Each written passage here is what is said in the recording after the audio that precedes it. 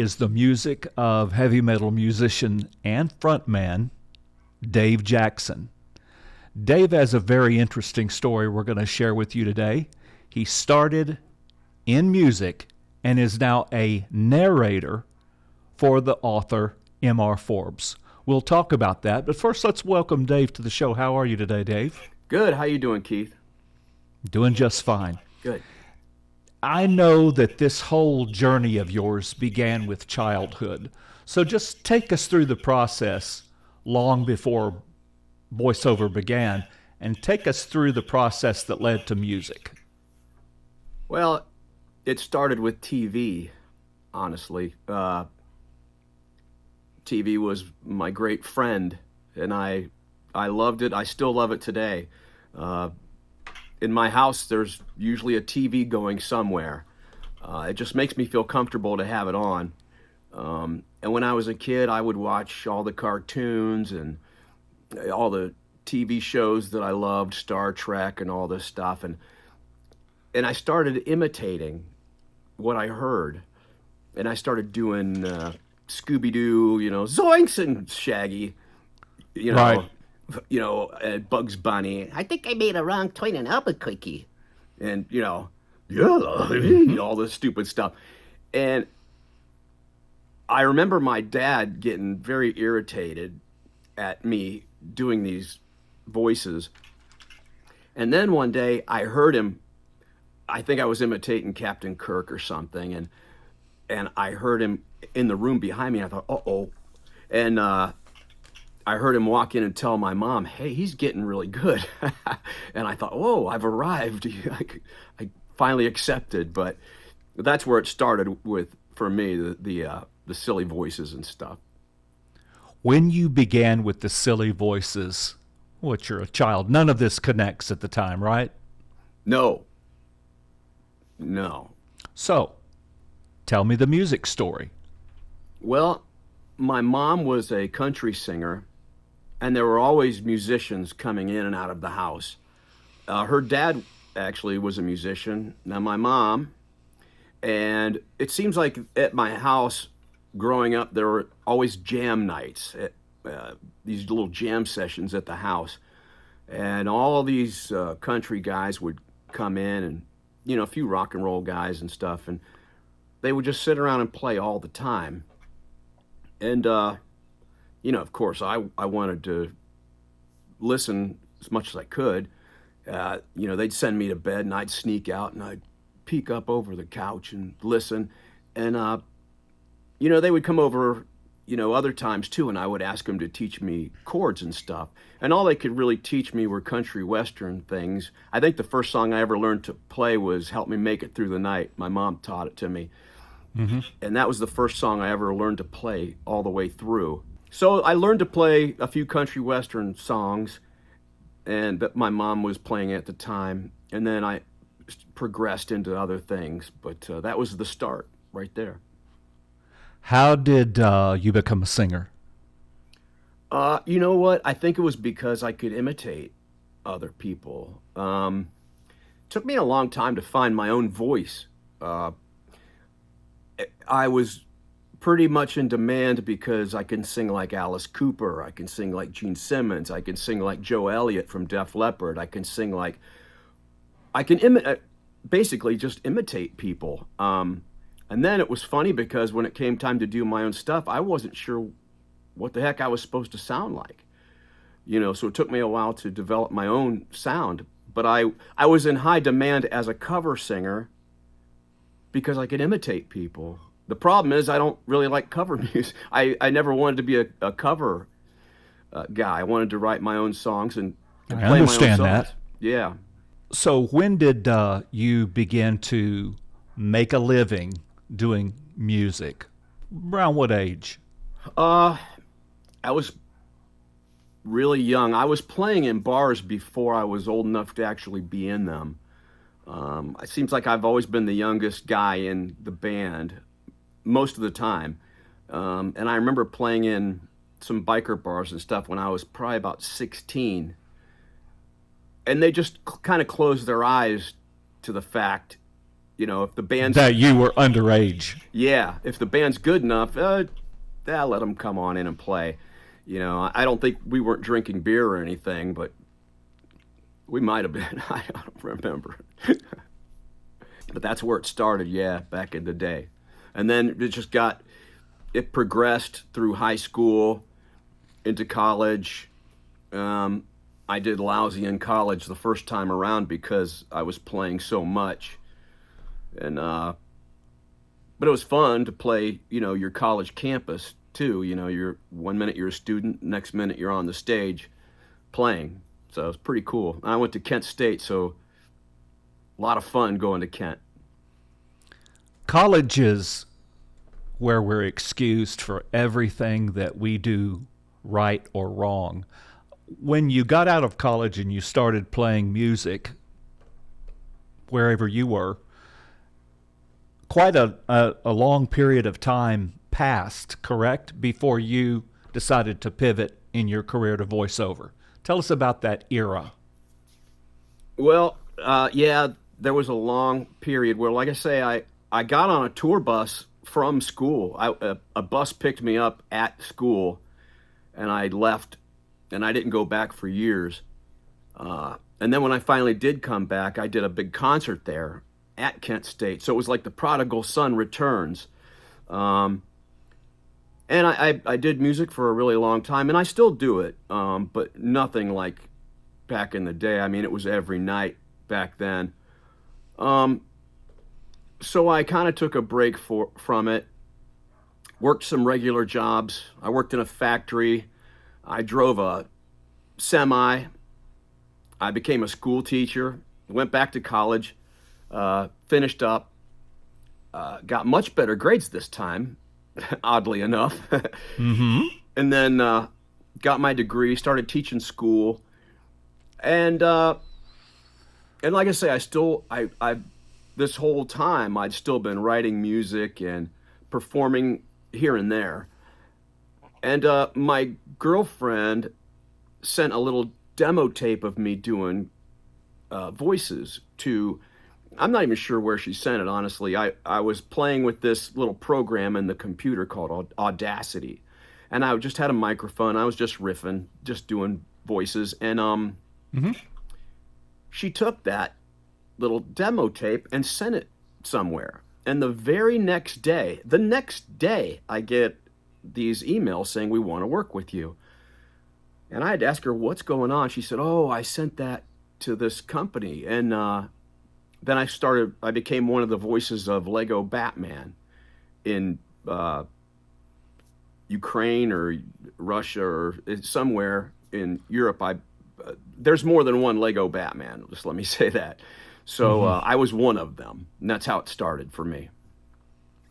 Let's take a listen right now before we delve into your voiceover career at some of your earlier musical work. And so we'll have a listen, and we'll come back in a moment. Seven fingers, the greedy money makers, they're out to get us, you and me. Who are you to knock it when you reach into your pocket? They'll gladly save you for a fee. BTO, pay the lady scum. BTO, pass the loot. BTO, bills to liquor.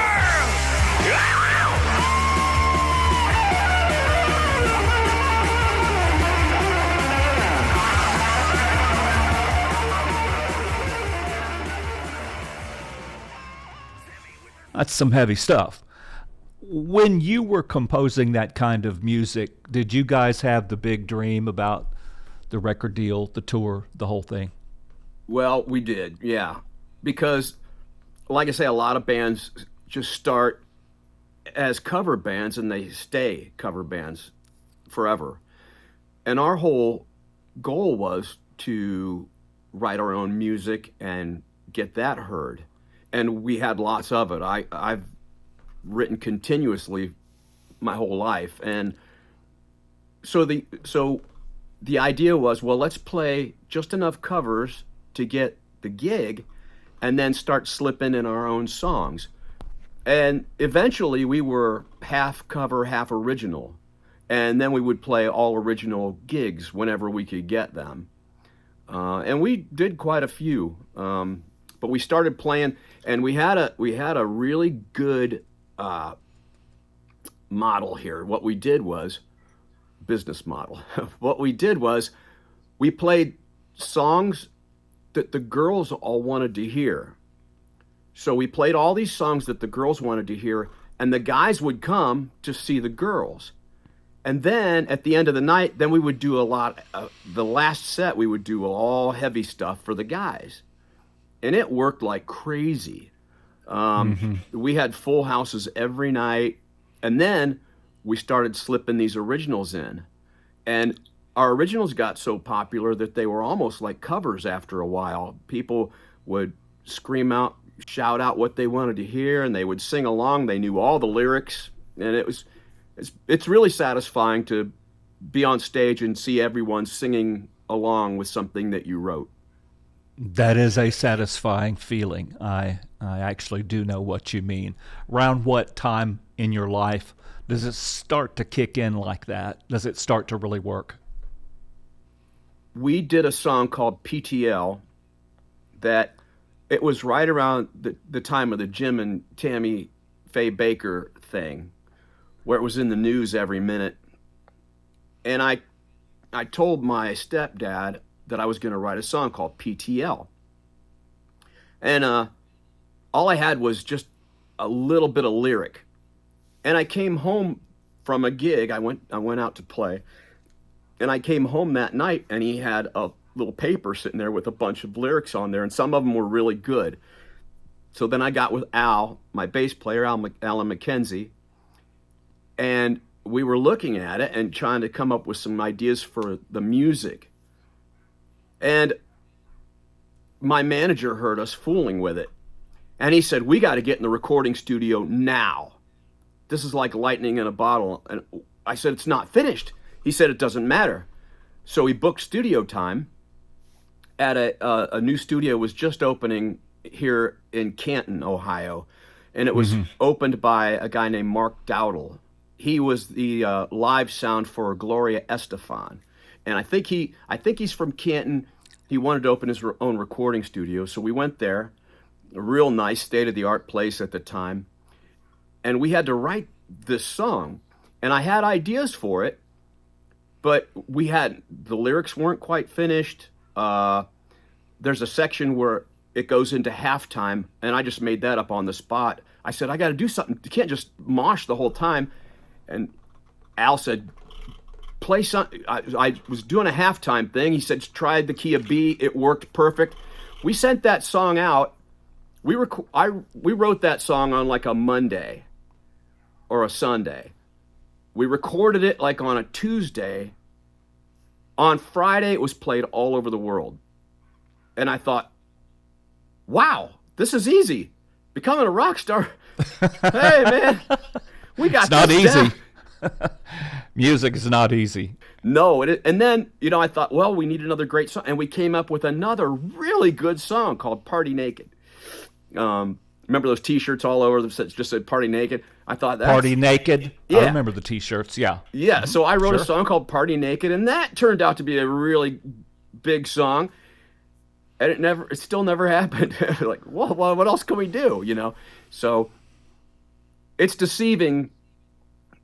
You can get a little flash in the pan, and in the long run, still nothing happens. It's so much luck. It's who you know. It's where you show up. Like we would go into town, we would tour, and we'd go into towns just as the record people would leave. It seems like that happened more than you would think, So I've seen lots of really bad bands make it big, and a lot of really, really good bands, nothing. They never catch on for some reason. But we had a big, nice following and still do. Now, I don't know why the record guys just didn't get it. They lost a bunch of money. So did we. What are you going to do? It's probably about destiny. Yeah. That's one excuse. Another is the right guy wasn't in the audience that night that you were playing. That can be another reason. A lot of reasons why people can't really make a big go in the music business. So we'll take a break right now from our sponsor, The Voice Shop. When we come back, we'll talk about the voiceover years and how it all came together at last. Sounds We'll good. be back in a moment.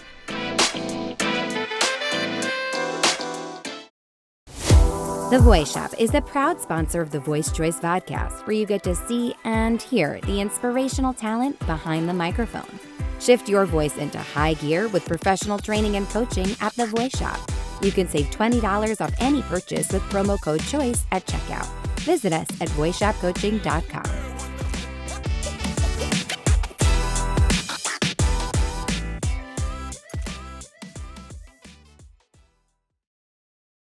So, playing music, and then suddenly, at 55 years old, you decided to pivot.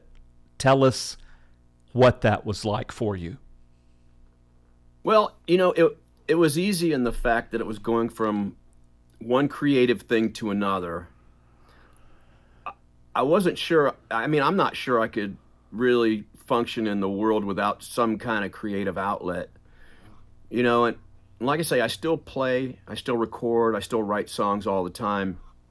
I don't do it as much as I would like to now because the voiceover stuff has taken off. And I'm just really, really busy with the voiceover stuff. I try to make time now for everything, but I did some, like I say, a lot of voiceover work, and I ran into a fellow named Jason Epperson in Kentucky, and we call him Ep. And Ep went to California and studied under Steven Spielberg. A lot of, he took all his classes and courses, his filmmaking stuff. But he wanted to go home. He wanted to go home back to Kentucky. So he took all that knowledge he got in California, made a feature film too. I think it's still sitting, he told me the story, I think it's still sitting on the shelves in a vault at MGM or somewhere. It's just very difficult. That's another hard business to break into. So he went back home to Kentucky and married his sweetheart, had some kids, and started his own production company in Kentucky. And he makes commercials that look like these $1 million things on shoestring budgets. And he does a lot of them too. So I'm guessing a lot of it has to do with quantity and quality. So he makes these great commercials that look like they just came out of LA or Hollywood and right there in Eastern Kentucky. And I've been working with him for a few years now. Nice guy. We've done some soda pop commercials and just all, you name it. We've done all kinds of commercials together. And the crazier voices he wants, the better. I did a Dracula one. He said, "Can you do?" He got that Southern voice. "Dave, can you do Dracula?" I said, "I can." So, we do some stuff around Halloween that's real fun and lets me stretch my wings a little bit, my bat wings a little bit. So I started working with Ep, and I still work with Ep every day. In fact, I did some stuff this morning. Why don't we let them hear you do the Country Bumpkin Barbecue Restaurant? Okay. Which we have here. And Okay. so we'll take a listen now to you doing what I call the Kentucky Bumpkin, and we'll come back and talk about voiceover. But here's the commercial. Welcome to In-N-Out Barbecue, where the meat is aplenty and the seats never empty. That's right, folks. It's no secret now that Kenny's been down here blessing the souls of Winchester folks for years with some of the finest tasting barbecue around these parts. Brisket, ribs, pulled pork. And is that a Philly cheesesteak, Kenny? Watch out now. And if you call Kenny before November 25th, he'll smoke you up a delicious turkey for only $55. Woo-wee! Well, you look at that beauty. It's In-N-Out Barbecue, your hometown's finest. I done told you.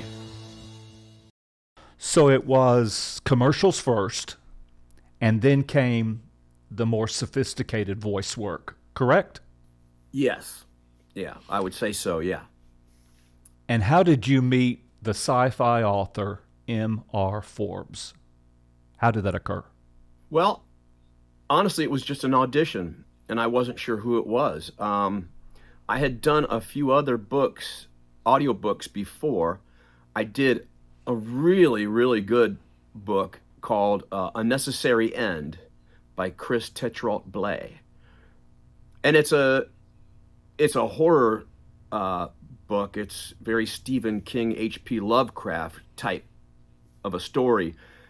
And it's almost like short stories all connected to one larger body of work. The problem was he wanted a British voice. He wanted a British narrator for it. And I auditioned for it, and he gave me the job. And I do the British voice a lot, and my family lineage we are from England. So it comes natural to do it. So I did that book, which is really an awesome book. And then I did a couple of books that weren't as good. And then I had a little bit of a break, a little bit of a lull, and I decided to audition for a new book, just, to fill in some of my time. And it was MR Forbes, The Sheriff. And I didn't know what I was auditioning for. I read it. It was very he's got a really nice vibe to his stuff. It's a lot of fun to read. And I read the audition, and he said I was the last guy who auditioned. And he was just getting ready to shut it down. I auditioned, and I got the job. Let's take a listen to it, because we have that book ready to let the audience hear. So let's take a listen. We'll be back. The fronts of the damaged buildings were all occupied by various groups offering items for sale. Scavenge mostly, odds and ends that had little value to anyone. There were a few more established shops and places to eat, producing rough-spun clothing or offering breads, cooked meats, water, and alcohol. Hayden kept waiting to catch sight of a custodian or a city guard as he advanced through the area, failing to spot a single one of either, even as he neared the center of the downtown area. He brought the trike to a stop, looking over at a man resting on an old yoga mat at the side of the road, 3 cans of peas placed at the edge of the mat. "Wait here," Hayden said to Mira, climbing off the bike and walking over to the man, who looked up at his approach. "Can I help you, sir?" the man asked. "Or maybe you can help me." He cackled, his smile showing a mouth missing most of its teeth. "Maybe we can do both," Hayden said, crouching to meet the man at eye level. "Do you know a man named Ruger?" "The governor? Sure do. Everybody here knows the governor." Hayden stiffened slightly. If that was true, what were the odds Ruger already knew he was here? "Does anybody like the governor?" he asked. The man cackled again. "That's a funny question to ask." "It's not meant to be," Hayden replied. "You don't look like you have it easy." The man was too thin, his shirt hanging on his frame, his eyes sunken, face sallow. "I get by," the man replied. "Got enough to eat, enough so I can sell some." So is Mr. Forbes easy for you to deal with? How does he compare with all the other guys and the eccentricities of literary people? What's he like? You know what? He's a very mysterious person. He keeps his head down. He doesn't do a lot of interviews. You don't see him speaking much. He puts out a lot of books. He's a very fast writer. He writes faster than I can narrate, honestly. But he'll if I write him and ask him, "Hey, how do I pronounce this?" or if I have a question, he'll respond, but it's never a lengthy response. He's not overly chatty. He might just be really busy, I'm not sure. But it's nice to work for a guy who is such a good writer, because narrating an audiobook is a lot of work. And plus, I try to do the character voices. I try to come up with a different voice for each character. So I'm kind of acting out. I'm narrating and acting at the same time. And it's really nice because he lets me pretty much do whatever I want to do. He says that we're pretty much on the same page, so he doesn't need to give me a lot of direction. One person, the Sheriff series is very popular, and people have in mind what the sheriff should sound like. So a couple of people, when I first started, there were a few people that weren't happy with the sheriff voice. Well, he's a gunslinger on a future Earth that's pretty much been wiped out by an alien race. So he's like the only lawman there. And so I gave him like a Clint Eastwood, Snake Plissken sort of voice. And I guess people heard something different in their head. It was short-lived. The rebellion was short-lived. And now people, I think, are on board with what we're doing with that character. But it's anytime you take over a beloved character, there's high expectations.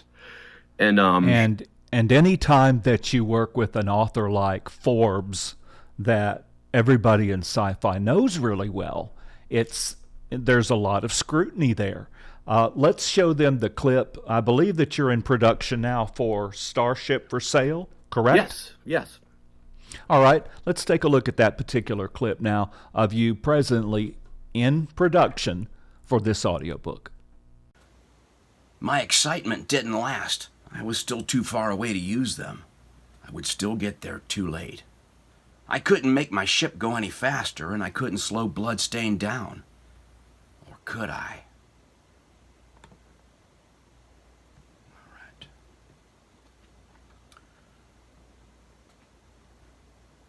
All right. Distinctly I remember it was in the bleak December, and each separate dying ember wrought its ghost upon the floor. Eagerly I wished the morrow. Vainly I had sought to borrow from my books surcease of sorrow, sorrow for the lost Lenore, for the rare and radiant maiden whom the angels name Lenore, nameless here for evermore. Seeing this indifference on their part, I took out 20 francs and said, "Have you got something for us to eat? We will give you 20 francs a day." The tavern master of the house pocketed the coin, but stipulated a caveat. "You may eat and sleep and stay one night, but first you fight the bear." Ryan downed a beer and pointed at me. "He shall do the fighting." The host beamed. "Okay, now you fight the bear." So we see you have a home studio there. You have your guitars around you for emotional security. You have the environment that you need to create for Mr. Forbes. But you've also got a knack, as I've noticed, for accents. Tell me before we hear, how do you get those sounds? I think it goes back to the TV.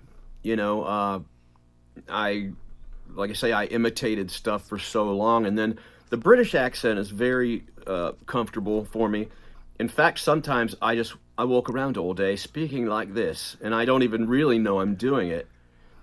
And there's different British accents as well. I mean, I love to do like the street guy who drops all his consonants like, "How about a cup of tea? You look like you could use it." I'm like, dude, you missed a bunch of consonants there, And yeah. Or like the Liverpool thing, and I always wondered, I wonder if the Beatles were just such great singers because they always talk like they're singing. It's a great cup of coffee. It's like it's almost lilting like they're singing all the time. So maybe that's why they were such good singers. But so I really tried to pay attention to accents. And for some reason, I walked around a long time talking like this. I'm Cousin Yuri from the old country. I started doing this Cousin Yuri character. So I started developing a Russian accent and then a Spanish accent. I did an audiobook. That had all French soldiers in it. And it was really good for me to learn how to do a French accent because that was one that I really hadn't ever tried before. So I try to pay attention, and if I get stuck, I go on YouTube and I look, and I'll just look up, and I'll listen very intently how that accent flows, and a lot of times I can get pretty close. So, and it's helped me. I've got a lot of gigs just by doing accents. I did a real funny commercial for a household spray. It shoots up every now and then and keeps your house smelling fresh, called Era. And the producer called me and asked me if I could do a smarmy British voice. And I just started laughing. He said, "What's so funny about that?" I said, "I am a smarmy British guy." Can you do it now? Yeah, it was talking like this. Oh, incidentally, So I was talking about this wonderful home sterilizing spray, you see. So I forget exactly what the script was, but stuff like that's just fun to do for me. It's like me as a kid sitting in front of the TV again. Only getting paid for it now. What? Whoa! Yeah. All right. Well, let's take a break with our sponsor, Shure Microphones. We'll come back and continue our conversation.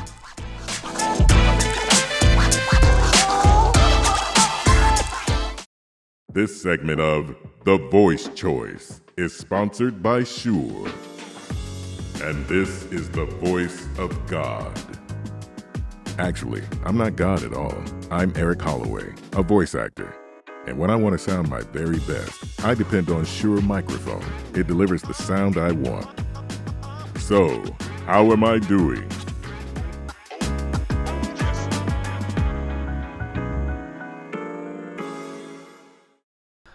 So during the break, as you were watching the commercial, what was your comment about Shure? Love them. Love Shure microphones. I've got a batch of them.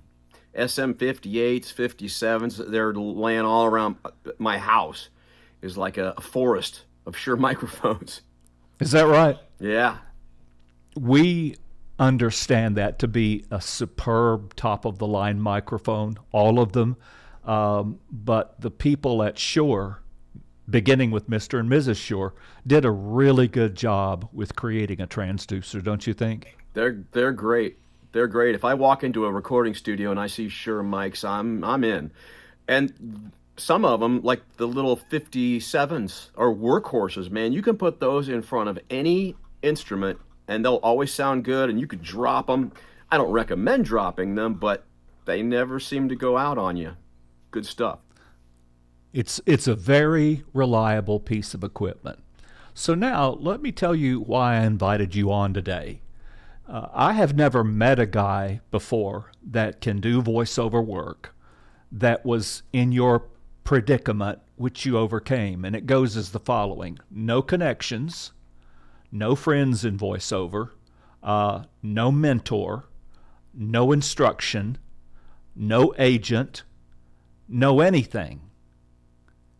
How do you think that happened? Wow, I don't know. Maybe for once I caught a lucky break. I'm not sure. I think you did. Hearing that list, I would be kind of a little amazed myself. Just one little opening, and I somehow scooched right through it. I've tried to help people.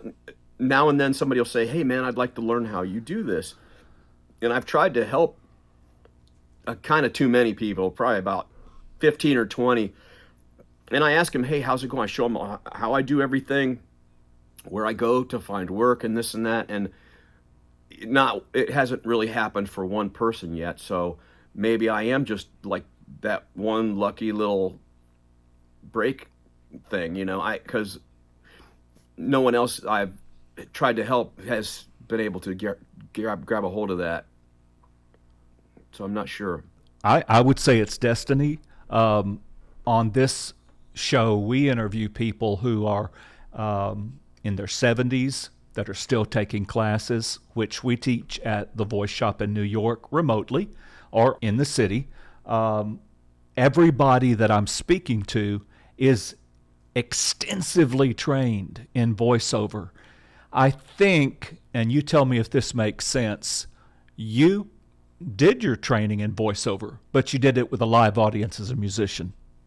You know what? I think you're right. It definitely helps. It helps. It helps that I have been in front of so many people. I listen to how they communicate, how they speak to each other, inflections, and like I say, for years imitating other people helped as well. So it's a whole lot of little intangible factors that really helped me out. So I was able to kind of jump in. I think that you are, at 58 years old, finally where you're supposed to be. Would you agree with that? I think so. I think, yeah. It seems like I've managed to stay creative, and I mean, to me, that's an important part of my life. And I have lots of work. I don't. There isn't a day that goes past that I couldn't be doing something, either music or voice related. So yeah, I'm very blessed in the fact that I'm in demand.